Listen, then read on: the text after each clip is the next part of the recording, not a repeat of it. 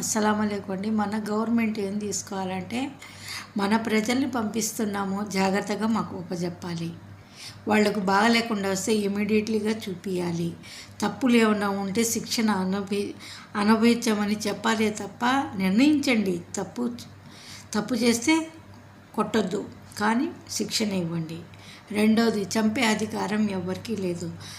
కోయట్లో ఉండేటోళ్ళు కానీ, మస్కట్లో కానీ, బెహ్రీన్లో అందరూ, ఇండియా వాళ్ళకి కానీ, పాకిస్తాన్ వాళ్ళకి కానీ, ఢిల్లీ వాళ్ళకి కానీ, నెల్లూరు వాళ్ళకి కానీ, విజయవాడ వాళ్ళకి అందరికీ చెప్తున్నానమ్మా, అందరూ న్యాయంగా పోరాడండి. మనకు బాగాలేకుండా వస్తే వారానికి, నెలకి 2 సెలవులు ఇవ్వని చెప్పండి. కొంచెం టయానికి నిద్ర, టయానికి తిండి పెడితే మీకు కొండంత పని చేస్తాం మేము. మీరు గోరంతా పెడితే మేము కొండంతా చేస్తామని చెప్పండి. అరబ్బీలో మాట్లాడండి. లైక్ చేయండి.